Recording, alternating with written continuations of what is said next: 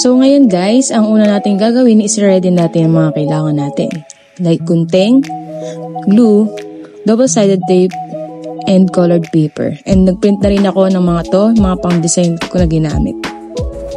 So ayan na yung na-print ko. Gumamit lang ako dyan ng scratch paper para hindi sayang sa bond paper. And then ginupit-gupit ko lang yan para maging pang-design at pinagdikit-dikit ko lang siya.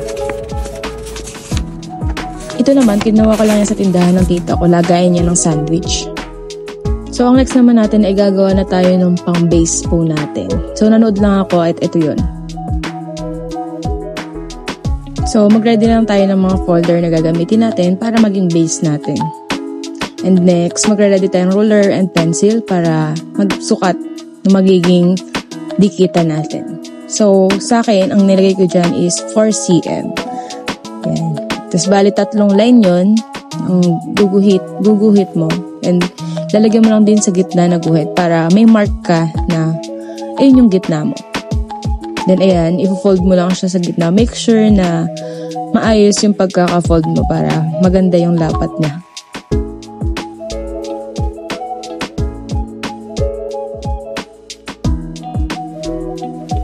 So, after nyan, idikit na natin. And then, pag didikit-dikitin lang natin yung kada folder, parang iyan yung magiging pagitan na kada folder para maging ano siya, book style.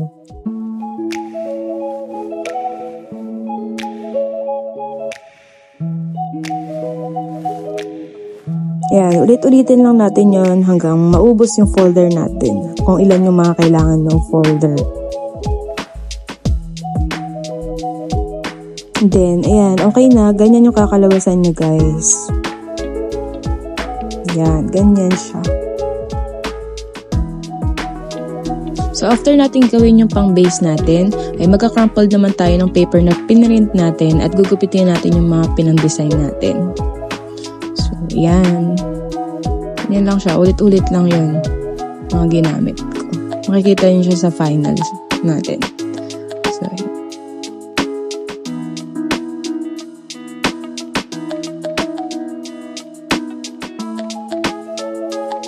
So, ito na ang ating final output. So, yung mga yan ay crumpled ko lang yung print ko kanina. Tapos, itong mga design na yan, mga print ko lang din yan, din ginupit ko. Hindi siya sticker, guys. So, ayan.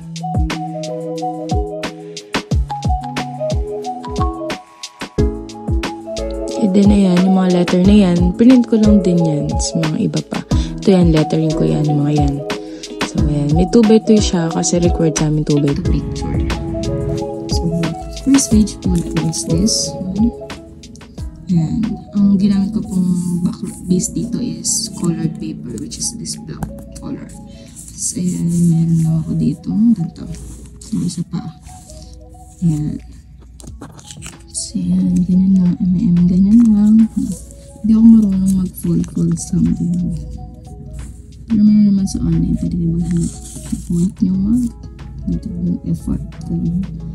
So, ayan, this one, yung 5M's ko is yung money. Same lang dyan sa hanggang methods. Tapos, ayan, din, crumple lang ulit ako ng paper. Ganyan. Tapos, in-attach ko lang siya ng ganyan. Guys, para ma-achieve nyo yung mga ganitong cut, crumple nyo siya. And then, tsaka nyo siya biyak-biyakin. Huwag kayong gagamit ng scissor para ma-achieve nyo yung ganyang cut. Kasi pag scissor, ganyan siya. Matalim yung bawat cut niya. Ito kasi cutie-cutie talaga. Vintage talaga yung atake. And this one, ayan lang. Kasi napaplanan ako dito sa part. Iwasan nyo lang kung malukot pala. Kasi malukot pala siya. So, ayan. Ayan. Pag sinasara na lang natin is sure natin na hindi lulukot. And this one, ayan, same base. Ayan lang. Dito pala, kasi biyak yan, diba? Dinikatan ko lang siya ng color paper. Saka ko siya pinatukan ng ganitong klaseng papel. Ito ka lang, ginamit ko na to is hindi siya print yung iba lang yung print ko.